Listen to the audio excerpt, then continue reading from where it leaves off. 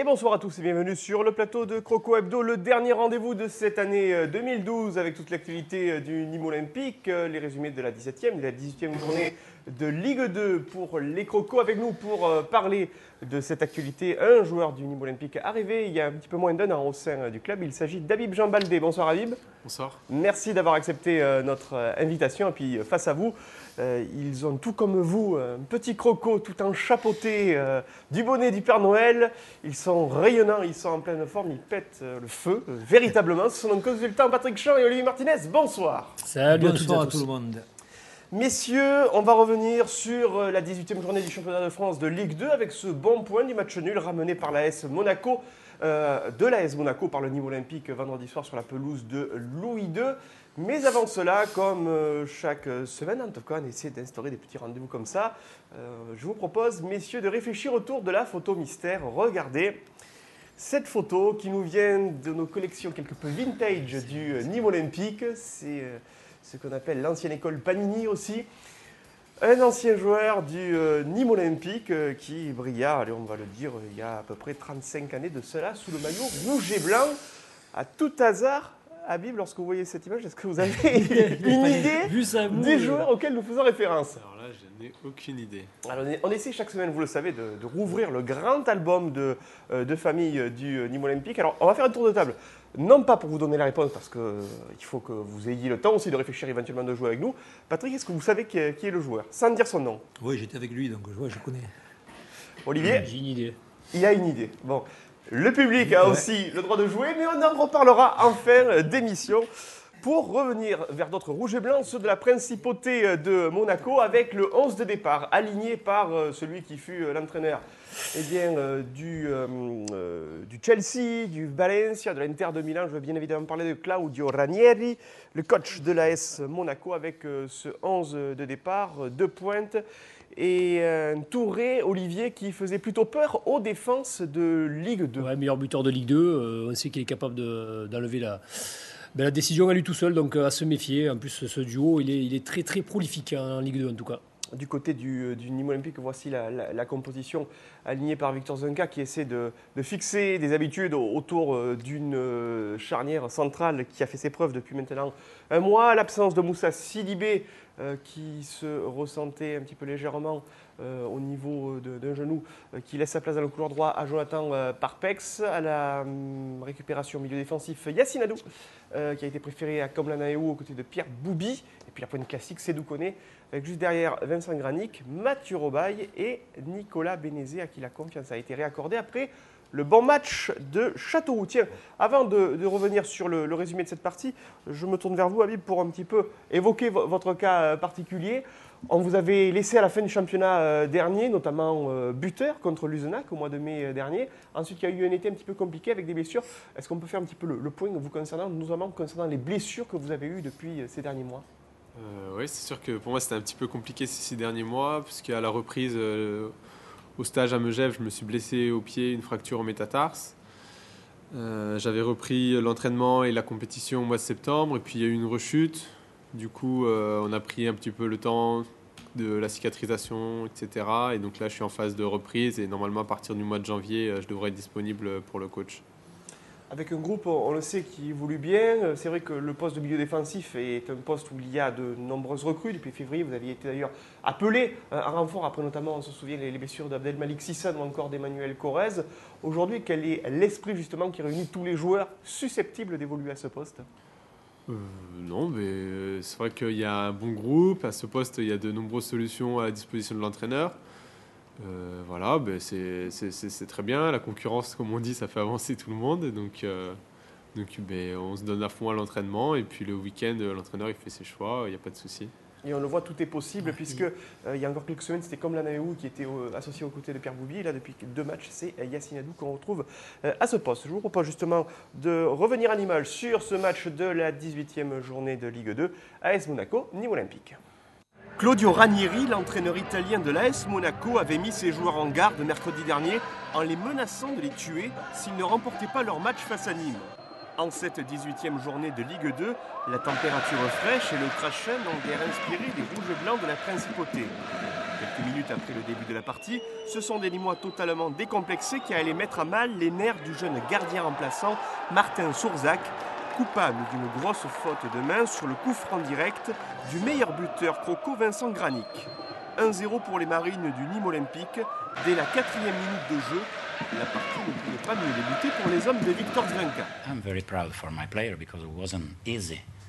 Conceded goal after 4 minutes and J'attendais aujourd'hui une réaction de mes joueurs. C'est vrai que ce match n'a pas été facile, surtout après avoir encaissé ce but dès la 4e minute de jeu. On a essayé de revenir dans le match et d'aller chercher le résultat nul. Je constate également que les arbitres sont assez durs envers nous. On n'a pas sifflé ce pénalty en notre faveur car un joueur nîmois a sorti un ballon de la main. Au final, nous nous sommes bien battus et le nul est plutôt logique. because a red card in the last match. Today was penalty, clear, because it was a keeper, another keeper, saved the goal, and difficult. And we fight a lot. It's okay. The draw is okay. Après la sortie sur civière de Jonathan Parpex, victime d'une élongation à la cuisse, Yacine Adou glissait dans le couloir droit et comme la Namewou entrait aux côtés de Pierre Boubi comme milieu défensif.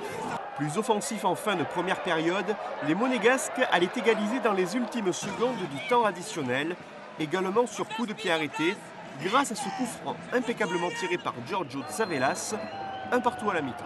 C'est un peu de la déception.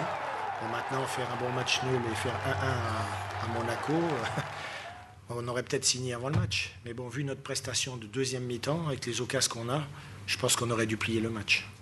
Au retour des vestiaires, les Crocos se montraient encore dangereux. À la 67e minute, Nicolas Bénézé ratait son duel face au gardien monégasque avant que la balle ne revienne dans les pieds de Granic, auteur d'une frappe victorieuse aux 18 mètres, mais annihilée par une position de hors-jeu de Sédou Koné. Quand on vient quand même à Monaco et qu'on ramène un petit point, pour nous, après une bonne victoire contre Châteauroux, ça nous permet d'attaquer cette dernière journée contre Niort dans de bonnes conditions. Ambitieux dans leur jeu, les footballeurs nîmois demeurent sur une série de 4 matchs sans défaite qu'ils entendent bien poursuivre vendredi soir aux Costières face à Niort pour leur dernière rencontre de l'année 2012. Oui, dernière rencontre de la 19e journée ce vendredi à 18h45 au Costières avec la réception des Chamois niortais, vieille connaissance de National avec lesquels les Nîmois se sont longuement battus pour acquérir le titre de champion de France de National. On va revenir avec vous, messieurs, sur les deux buts vus et observés en tout cas validés lors de cette soirée monégasque avec tout d'abord le coup de patte magistral de Vincent Granic dès la 4e minute de jeu. Ça confirme, Patrick, que le meneur de jeu nîmois demeure un finisseur vraiment remarquable. Oh, il est tout feu, tout flamme. Et c'est lui qui mène l'équipe. En ce moment, si on a une série de résultats qui sont très très positifs, je crois qu'il y est pour beaucoup, puisque c'est lui qui est à la baguette et en plus là, il concrétise. Parce que le coup franc, c'est vrai qu'il est bien tiré, mais il faut avouer aussi que le gardien s'est bien trouvé. Mais enfin, il fallait cadrer. Quand on dit il faut cadrer, la preuve, en cadrant, il marque un super but parce qu'il n'est pas facile à mettre. Il est très excentré. Je crois qu'en plus, on le voit sur la passe après qu'il fait sur Bénézé, c'est lui qui fait l'ouverture aussi. Donc il est toujours dans les bons coups. Je crois que c'est vraiment l'homme en forme du moment. Comment avez-vous réagi, Habib, lorsque devant votre poste de télé, vous avez vu ce coup de patte dès la 4e minute? Est-ce que vous avez été étonné justement que vos partenaires de jeu finalement parviennent à s'imposer assez rapidement face à Monaco? Ouais, c'est vrai que sur pratiquement notre première occasion, on a réussi à marquer. En plus, le gardien il s'est un petit peu trompé sur l'action.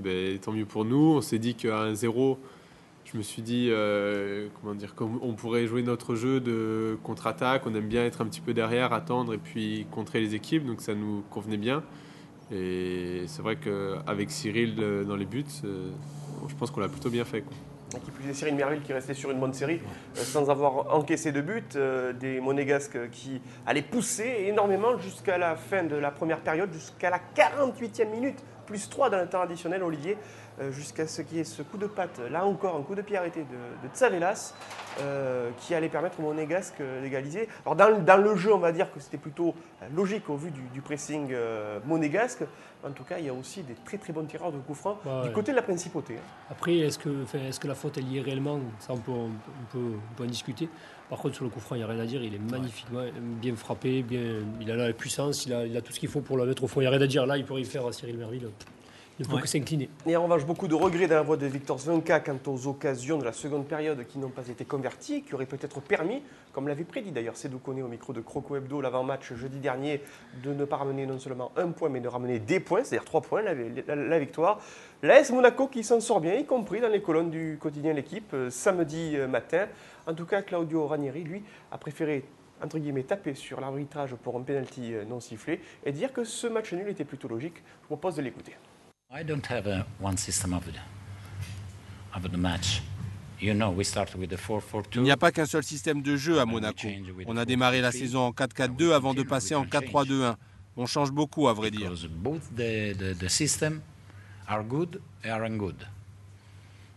Without Je constate que nous rencontrons des problèmes au milieu de terrain lorsque Germain ne joue pas dans ce secteur. En revanche, lorsqu'il est en pointe, nous nous créons plus d'occasions franches devant les buts adverses.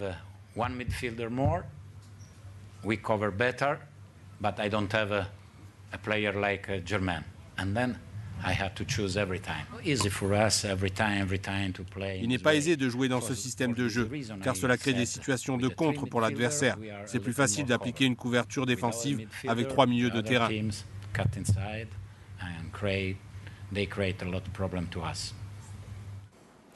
Professionnellement parlant, Habib, qu'est-ce que ça fait lorsqu'on est en Ligue 2, déjà qu'on va jouer à Monaco, et qu'on se dit quand même que le coach de l'équipe adverse s'appelle Monsieur Claudio Ranieri, ça impose le respect naturellement.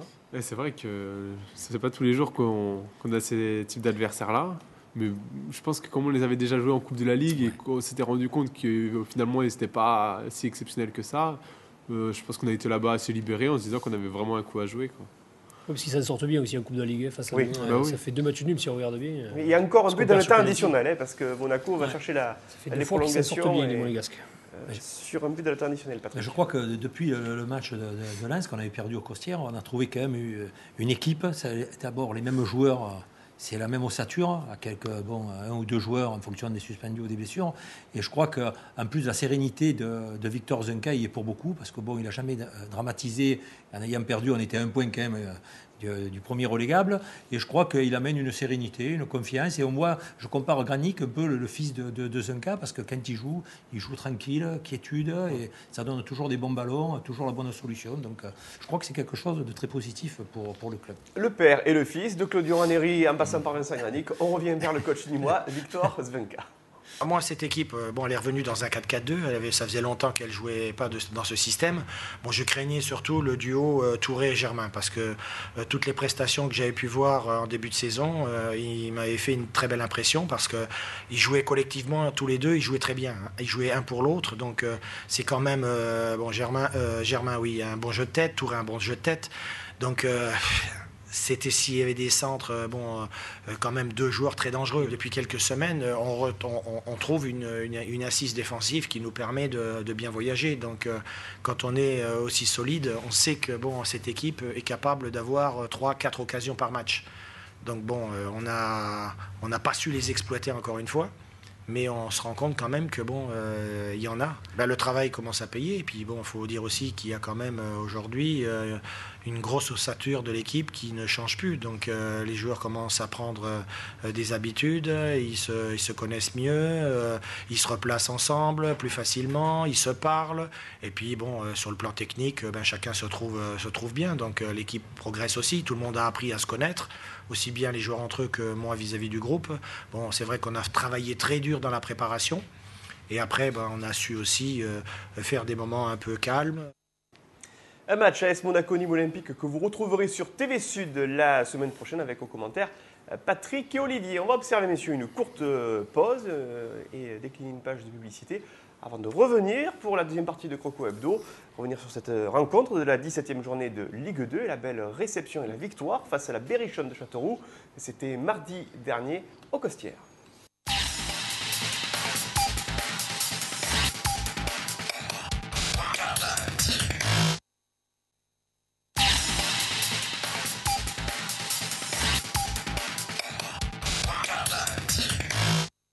Croco Hebdo, deuxième partie avec nos consultants Olivier Martinez et Patrick Champ. Et notre invité de ce soir, Habib Jean Baldé, milieu défensif au Nîmes Olympique.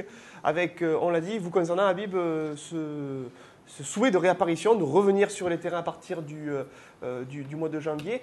Quelle a été justement l'intensification de votre préparation justement après les soins pour revenir à votre meilleur niveau? En fait, à partir du mois de novembre, j'ai commencé à suivre une préparation seule, à base de courses et d'exercices physiques. Et puis, à partir du mois de décembre, j'ai repris les entraînements avec le groupe, que ce soit avec le groupe pro ou avec la CFA2. Souvent, le jeudi matin, lorsqu'on va à la séance d'entraînement d'avant-match, en tout cas en veille de match, on voit souvent des fois les joueurs qui étaient blessés jusqu'alors faire des exercices spécifiques. On pense à Emmanuel Corrèze ou encore à Vincent Carlier autour d'un membre du staff. Donc il y a vraiment un point vraiment tout particulier, une attention très particulière qui est portée justement aux joueurs blessés. Oui, il y a Julien Redon qui s'occupe de cet aspect-là du travail. Donc, avec lui, on a bien travaillé et je pense que j'ai une bonne base physique pour reprendre la compétition. Et vous revoir très rapidement sous le maillot rouge à partir du mois de janvier. Ça sera le joker. Exactement. Parce qu'il n'a pas trop joué. Il n'y a pas besoin de recruter. Ça sera tranquille avec Habib, qui amènera beaucoup son talent et son expérience. Il connaît déjà le club en plus. Voilà. Totalement. Le 11 de départ de la Berrichonne de Châteauroux, c'était mardi dernier sur la pelouse des Costières, des joueurs très expérimentés en termes de Ligue 2. On pense notamment à Beauvu, à De Freitas, qui font partie des cadres de cette équipe Castelroussine. Face à elle, l'équipe du Nîmes Olympique, avec elle aussi un profil assez classique que l'on voit ici, mais j'ai plus le souvenir de savoir si c'était déjà Jonathan Parpex. Il me semble que c'était Moussa Sidibé. Au départ, oui, puis après c'est pas. Non, Moussa Sidibé purgeait une suspension. Non, il n'y était pas. C'est la même équipe. C'est exactement 2 fois la même équipe. La même équipe qui a été alignée contre Châteauroux que contre Monaco. Voilà, le 11 de départ du Nîmes Olympique et le résumé de cette rencontre, victoire 2-0 des Crocos aux Costières par un grand froid. En cette froide soirée de décembre, la Berrichonne de Châteauroux, reine du match nul, avec 11 partages des points sur 16 depuis le début du championnat de Ligue 2, se déplaçait aux Costières où l'attendait un Nîmes Olympique bien désireux de retrouver sa suprématie à domicile. Très remuant devant les buts castelroussins, les hommes de Victor Svenka n'allaient pas tarder à se créer de franches occasions. Après plusieurs alertes sur le but de Milieras, c'est Sédou Koné, au quart d'heure de jeu, qui adressait une frappe puissante, repoussée par le poteau berrichon. Peu de temps avant la mi-temps, le portier castelroussin devait s'employer sur un ballon idéalement décoché par Nicolas Bénézé, précédemment servi par Vincent Granic. J'ai eu beaucoup de mal à marquer. On aurait pu se mettre à l'abri un peu plus vite, on ne l'a pas fait, je ne l'ai pas fait. Et bon, après on a mis ce deuxième but, mais un peu tard je trouve. Mais bon, il a été mis, donc c'est le plus important. Des buts qui allaient s'inviter en seconde mi-temps par l'intermédiaire du meneur de jeu et meilleur finisseur Croco. Moins d'une minute après la reprise, Koné centrait dans la surface castelroussine, mystifiant la défense et permettant à Granic d'inscrire son 6e but de la saison. Ce premier but dès le départ de la deuxième mi-temps nous a permis d'être sûrement un peu plus en confiance, ce qui oblige aussi l'adversaire à sortir, à prendre un peu plus de risques. Et puis dans ces moments-là, quand le ballon est perdu, on a quand même des joueurs qui savent bien exploiter ses contres. On a eu de la maladresse dans la dernière passe, dans le dernier contrôle, en allant peut-être un peu trop vite. Et donc j'ai eu peur pendant un petit quart d'heure parce que je me suis dit, t'as pas marqué le deuxième, attention à la punition. 7 minutes plus tard, c'est encore Koné qui, profitant d'un contre, servait encore Bénézé, le numéro 10 nîmois manquant le cadre face au portier de la Berrichonne. Essayer de jouer, même si j'ai trouvé, en première mi-temps c'était un peu plus laborieux je trouve, mais c'est vrai qu'on s'est accroché, on a toujours continué à jouer, le coach nous avait dit d'être patient, donc voilà, c'est ce qu'on a fait, on ne s'est pas affolé, on a continué, on a essayé de poser le ballon. Et voilà, après on sait qu'offensivement on a les joueurs pour faire la différence, même s'il y a eu un petit peu de déchets, mais bon, ce qui est normal à cette période de l'année, donc non, voilà, moi c'est l'état d'esprit qui m'a bien plu et on reste sur la lignée de ce qu'on fait déjà depuis un petit moment. Un état d'esprit gagnant qui allait favoriser une installation totale des Crocos dans le camp de Châteauroux. À l'heure de jeu, un nouveau service au millimètre de Yassine Adou en direction de Bénézé allait encore s'achever en un ballon flirtant avec le montant gauche de Milieras. Une nouvelle alerte qui allait énoncer le but d'une victoire définitive en faveur du Nîmes Olympique. En toute fin de match, Mathieu Robaille adressait un nouveau ballon pour Bénézé, auteur d'une frappe puissante et enfin synonyme de but pour l'ailier droit Croco. Score final 2-0 pour une équipe du Nîmes Olympique qui semble bien dans ses crampons. Je crois qu'on arrive aussi au mois de décembre et je crois qu'aujourd'hui on est en train d'avoir la récompense du travail qu'on a fait en début de saison. On a travaillé très dur dans l'endurance et tout, donc on est sur la longueur. Il y a beaucoup moins de blessés, je veux dire des petits bobos, donc ça fait que les joueurs sont tous réceptifs, ils ont tous envie d'aller dans l'aventure. Une aventure qui s'achèvera le vendredi 21 décembre avec le dernier match de l'année 2012 au Costières pour la réception des Chamois-Niortais, vieille connaissance du championnat de national.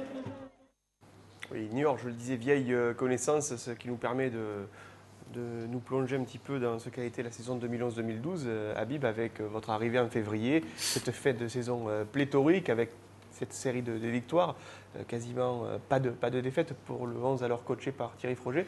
Quel souvenir vous garderez de cette arrivée à Nîmes et surtout de cette fin de saison qui a mené Nîmes non seulement vers la remontée, mais vers le titre de champion de France de national?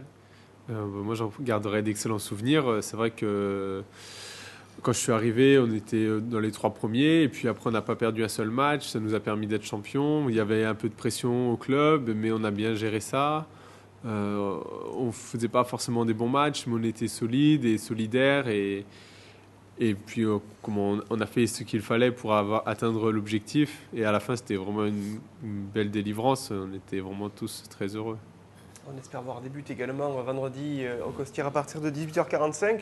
Des buts comme celui décoché par Vincent Granic. Olivier, avec cette constatation, on le disait hors antenne tout à l'heure, les Nîmois réussissent plutôt bien au retour des vestiaires.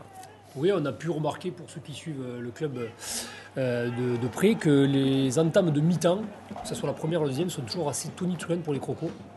Alors, est-ce que ça vient du coach qui pousse des gueulantes à la mi-temps ou avant le match, ou est-ce que c'est une consigne de Victor Zonka de se donner à fond sur les premiers quarts d'heure de chaque mi-temps, je ne sais pas.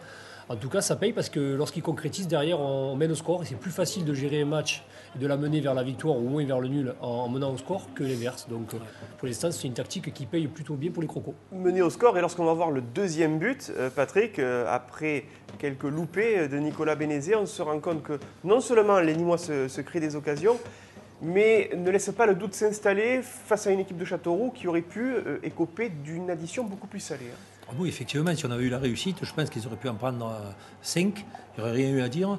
Mais bon, Saint-Tic, à aucun moment on avait été mis en danger parce que dans le jeu, on était vraiment au-dessus de cette équipe qui, à mon avis, va lutter pour les places pour ne pas descendre. Et comme l'a souligné Habib tout à l'heure, c'est vrai que c'est une équipe, Nîmes aime contrer ses adversaires. Ouais. Et lorsque vous menez au score, mais derrière, à un moment donné, ils sont obligés d'aller de se découvrir, de laisser un peu des espaces. Et alors là, c'est à ce moment-là que Bénézé, que Roubaille, que Koné ou Granic se font plaisir.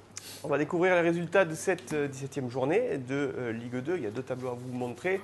Nantes qui avait cueilli à froid l'équipe de Clermont Foot. Le joli carton de la JOCR pour récompenser le travail du nouveau coach de la JA face à des Chamois-Niortais qui avaient pourtant bien débuté la partie mais qui ensuite se sont fait coiffer sur le chapeau. Le gros carton du Stade Malherbe de Caen face à une AS Monaco qui a perdu son gardien sur expulsion.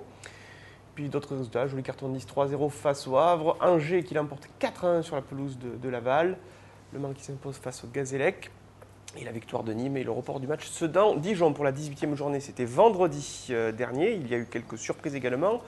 La victoire sur le fil dans les dernières minutes de la partie d'Angers face à Auxerre. Arles qui concède le nul sur un but qui risque de rentrer dans tous les bêtisiers par rapport à un jeu qui n'a pas été arrêté alors que le gardien pensait qu'on allait lui faire une faute en sa faveur. Et les 2 défenseurs ont laissé le ballon pénétrer sur la ligne et le Tourangeau, dans un état d'esprit, on va dire, qui n'était peut-être pas des plus sportifs, en tout cas, c'est dans le jeu, a mis le ballon au fond. Ce qui est scandaleux, c'est sa joie après. Il court tout. Totalement. 0 par contre Châteauroux et Clermont. Tu peux jouer fine, quoi. Il est minable. Victoire du Havre 1-0 face au Mans, le match nul entre Monaco et Nîmes, 3-1 pour Dijon face à Istres, victoire de Nantes face à Caen 2-1, un partout, c'était hier soir entre Lens et Guingamp. Et puis à suivre les Chamois-Niortais contre Sedan. Et puis on rappelle que vous retrouverez les meilleures actions du match contre Monaco dans le cadre de la partie que nous vous proposons sur TV Sud la semaine prochaine. Au niveau du classement, ça nous donne toujours une Ligue 2 des plus serrées avec Nantes qui est premier avec 3 points d'avance sur l'AS Monaco, 2 longueurs d'avance sur Guingamp. Et on le voit, tout se tient en 3 ou 4 points. Tiens, vous pouvez 27 points entre Istres, Dijon, Lens. Le Havre avec 24 points, ça fait que 2 points d'avance par rapport à Nîmes qui est deuxième, mais Nîmes n'a finalement que 3 longueurs d'avance sur la 17e place qui est détenue par Arles-Avignon. Beaucoup de suspense cette année dans le championnat, Habib. Oui, c'est vrai que là, avec le classement, on voit qu'il y a un peu un championnat de vitesse jusqu'à Lens et puis le reste qui va se battre pour le maintien. Mais bon, nous, on est les premiers du deuxième wagon, donc je pense qu'on est bien placé pour la deuxième partie de saison. Si on arrivait à gagner contre Niort, ce serait impeccable. Ce serait en effet l'idéal. On va voir le programme de la 19e journée. Ça va nous projeter pour bien le mois de janvier 2013. Arles-Dijon, entre autres. La réception de Niort, pardon, ça c'est la prochaine journée. C'est la 19e. C'est bien la journée classique. Clermont-Auxerre, quelques affiches d'intérêt. Laval-Le Havre, Tours-Angers, Le Mans-Monaco ou encore Sedan-Nantes. Les extrêmes de cette Ligue 2. On va revenir sur notre jeu avec peut-être revoir la photo, savoir si un petit peu vous avez pu jouer de votre côté et savoir qui était ce joueur. Avec, allez, autour de table, Olivier. Non, je me suis trompé. J'ai fait des propositions à Patrick, il m'a dit que non. Dans le public, est-ce qu'on a trouvé? Oui. Brésilien. Voilà. Ouais, brésilien, tout à fait. Voilà. Là, il y a du lourd. Le Brésilien de la grande époque du Nîmes Olympique. Luisinho da Silva. Avec Patrick, tu as une petite histoire sur les images. Là, on voit des lieux que vous connaissez bien aussi. Ah ben oui, là, c'est Marcel Rouvière à l'époque, le stade. Et puis c'était un super attaquant qui allait à 2000 à l'heure et qui conduisait pieds nus à l'époque. C'était quand même pas... Moi, j'étais une fois avec lui, j'étais plus jeune parce que j'étais un peu plus jeune que lui. Il m'avait pris dans sa voiture, c'était une Alpha à l'époque. Et ben, il fait peur un peu. C'était un peu... Il allait aussi vite en voiture que sur le terrain. Qu'est-ce qu'il a gagné, notre spectateur là Bien, le fait de recevoir un joyeux Noël. Et tous nos voeux de bonheur pour la nouvelle année. Luisinho da Silva qui a ensuite évolué à Montpellier, à l'Anavan de Guingamp, à Orléans, avant de finir sa carrière au stade de Reims. Rapidement, les statistiques avec les temps de jeu. Du côté de l'effectif du Nîmes Olympique, toujours Cyril Merville, premier devant Benoît Poulain, Pierre Boubi, Vincent Granic et Komlan Améou, les 5 joueurs les plus utilisés en championnat par Victor Zunka. Du côté des buteurs, eh bien, c'est Vincent Granic qui accentue son avance avec 7 réalisations victorieuses devant les 5 de Sédou Koné, les 3 de Nicolas Bénézé. Bien Thibaut Robaille et Ogunbi en suivi. Et puis du côté des passeurs, toujours le béninois Moritalaola Ogunbi qui est premier avec 3 passes décisives. Devant une flopée de nombreux crocos, on voit la variété dans le jeu nîmois de ces différents éléments. Est-ce que vous êtes étonné d'ailleurs d'un point de vue technique justement de cette variété de passeurs décisifs depuis le début de la saison? Ouais, c'est vrai que sur le tableau, moi je pensais que Vincent Granic avait plus de passes décisives que ça, mais en fait il est peut-être plus souvent à l'avant-dernière passe à la construction. Souvent on s'est aperçu qu'il suivait. C'est-à-dire qu'il fait la première, il suit son action et il a pas décidé. Ouais. Après c'est lui. Puis bon, en même temps il a 7 buts, donc il ne peut pas marquer et faire la passe. Il se fait tout seul. On rappelle qu'il y a un tour de Coupe de France à disputer, 32e de finale, le samedi 5 janvier à 20h45 face au LOSC, au Grand Stade. Gros déplacement pour le Nîmes Olympique et toujours un événement que celui de rencontrer une Ligue 1. Patrick, on parle souvent, vintage, Nîmes Olympique. Si je vous parle de José Pascoletti, ça vous pense à quoi? Istran, Alès. Allez, on va prendre la route des Cévennes. On a retrouvé une petite photo dans nos archives, je vous propose de la regarder. Regardez bien le 6e joueur en partant de la gauche, debout, qui se tient debout, son visage va s'éclairer. Voilà, ce joueur ici. Ensuite, vous allez regarder également le premier joueur à gauche debout et puis le 3e accroupi.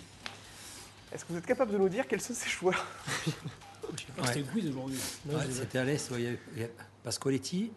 Il y avait Gérard Gilly. Et Gérard Gilly dans les buts. Voilà. C'était à l'Olympique alésien. Un certain Patrick Champ. Voilà, ça rajoute. On l'a pas vu, Patrick Champ. Deuxième division. J'étais comme ça, j'étais plus mec. On va revoir la photo de l'équipe d'Alès de l'époque. 6e en partant de la gauche, Patrick Champ. Il n'a pas bu l'apéro là encore. Voilà, on le voit ici s'éclairer. Ouais. Il y avait Piero Gulicelli qui a joué à Bastia et l'entraîneur c'était Guy Roussel, l'emblématique coach corse. Voilà, et que l'on voit tout à fait à droite, au premier rang. Un petit souvenir, un petit cadeau de Noël, Patrick, pour évoquer bien votre carrière, non seulement sous les couleurs nîmoises, mais également les couleurs de l'Olympique d'Alès. Merci en tout cas, Un messieurs. dernier petit mot. Oui. Avec mon association de course à pied, on organise le 6 janvier à Saint-Gervasy, je rappelle, la course des 3 collines, 10 km, course pédestre, c'est la première de l'année. Donc tous qui veulent éliminer les fêtes de Noël, venez. Le 10,4 km Saint-Gervasy, c'est le 6 janvier, dimanche à 10h. Patrick, 10 secondes. Et un petit coucou à Fred, qui ne sait pas où il est, mais il en a bien le bonjour. On le salue et on l'embrasse. Merci Habib d'avoir été avec nous. On vous souhaite le meilleur pour l'année 2013 et avec le plaisir de vous revoir sur les terrains. Merci et bonne fête de fin d'année. Peut-être à Lille. Voilà, à Peut-être Lille. qui sait, allez, retour en Coupe de France à Lille pour les 32e de finale au Grand Stade. D'ici là, on vous souhaite un joyeux Noël, d'excellentes fêtes de fin d'année et Allez, Nîmes. allez Nîmes, au revoir.